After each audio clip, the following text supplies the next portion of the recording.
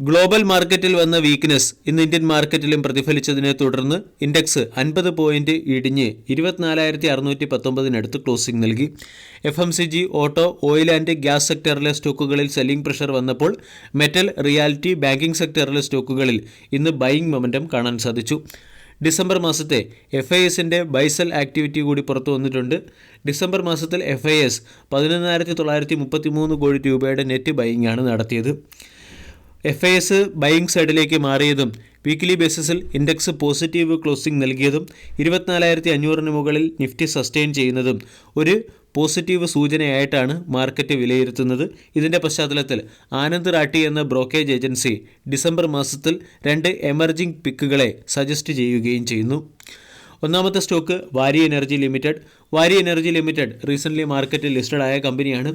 Listed ആയതിനു ശേഷം profit booking വരികയും സ്റ്റോക്ക് ഒരു കറക്ഷൻ ഫേസിലേക്ക് നീങ്ങുകയും ചെയ്തു. അവിടെ നിന്നും സ്റ്റോക്കിൽ ഒരു ട്രെൻഡ് ലൈൻ ബ്രേക്കൗട്ട് വന്നിട്ടുണ്ട്. മൊമെൻറ്റം ഓസിലേറ്റേഴ്സ് സ്ട്രോങഗ് ബൗൺസിൻ്റെ സാധ്യതകൾ സൂചിപ്പിക്കുന്നു.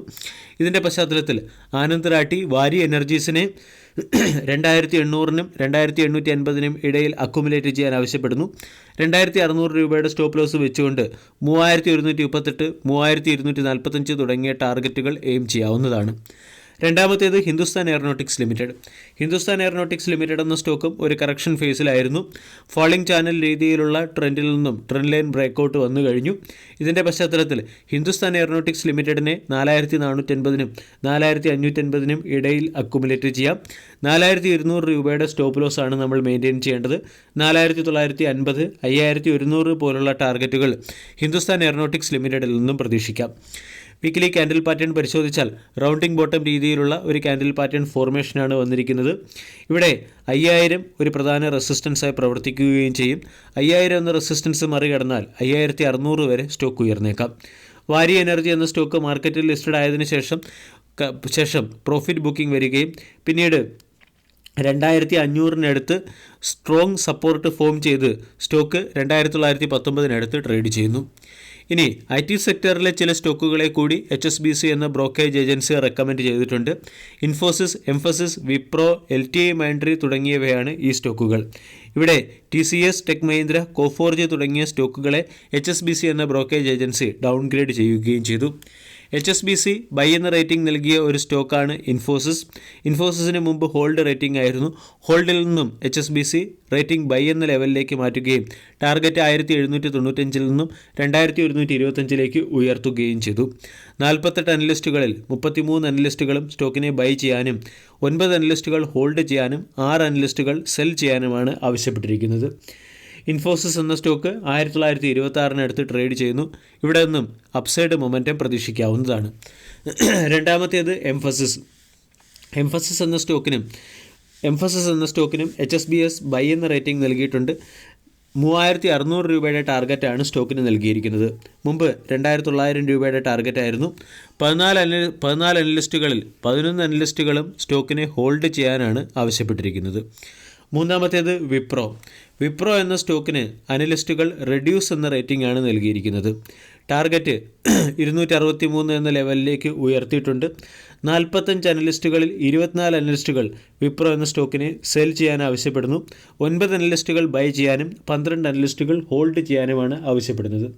വിപ്രോ 305-നടുത്ത് ട്രേഡ് ചെയ്യുന്നു. വിപ്രോ എന്ന സ്റ്റോക്ക് 305-ൽ നിന്നും 270, 260 വരെ ഇടിയുമെന്നാണ് HSBCയുടെ ബ്രോക്കേജ് ഏജൻസി പറയുന്നത്. മറ്റൊരു സ്റ്റോക്ക് LTI മൈൻഡ്രി. LTI മൈൻഡ്രിയുടെ ടാർഗറ്റ് 6,000-ൽ നിന്നും 6,960-ലേക്ക് ഉയർത്തുകയും ബൈ എന്ന റേറ്റിംഗ് നൽകുകയും ചെയ്തു.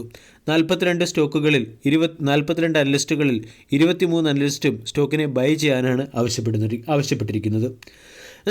HSBC എന്ന ബ്രോക്കേജ് ഏജൻസി ഡൗൺഗ്രേഡ് ചെയ്ത ഒരു സ്റ്റോക്കാണ് ടെക് മഹീന്ദ്ര.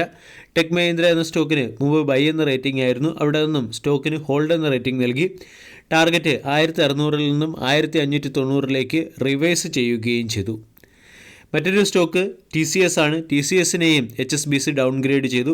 HSBC ബൈയിൽ നിന്നും ഹോൾഡ് എന്ന റേറ്റിംഗ് നൽകുകയും 4,540 രൂപയുടെ ബാലൻസ് അല്ലെങ്കിൽ 4,540 രൂപയുടെ പ്രൈസ് ടാർഗറ്റ് സ്റ്റോക്കിന് നൽകുകയും ചെയ്തു. കോഫോർജ് എന്ന സ്റ്റോക്കിനെ HSBC ഡൗൺഗ്രേഡ് ചെയ്തു. ബൈയിൽ നിന്നും ഹോൾഡ് എന്ന റേറ്റിംഗിലേക്ക് മാറ്റി. 8,200 രൂപയുടെ ടാർഗറ്റാണ് കോഫോർജിന് HSBC നൽകിയിരിക്കുന്നത്. അതായത് കോഫോർജ് എന്ന സ്റ്റോക്ക് ഇപ്പോൾ 8,916 അടുത്ത് ട്രേഡ് ചെയ്യുന്നു. ഇവിടെ നിന്നും സ്റ്റോക്ക് ബിയറിഷ് ട്രെൻഡിലേക്ക് മാറാനും സ്റ്റോക്ക് 8,200 വരെ ഇടിയാനും സാധ്യതയുണ്ടെന്ന് അനലിസ്റ്റുകൾ പറയുന്നു. 36 അനലിസ്റ്റുകൾ 23 അനലിസ്റ്റുകളും ബൈ എന്ന റേറ്റിംഗും 4 അനലിസ്റ്റുകൾ ഹോൾഡ് എന്ന റേറ്റിംഗും 9 അനലിസ്റ്റുകൾ സെൽ എന്ന റേറ്റിംഗുമാണ് കോഫോർജിന് നൽകിയത്. വീഡിയോ എല്ലാവർക്കും ഇഷ്ടമായി എന്ന് വിശ്വസിക്കുന്നു. താങ്ക്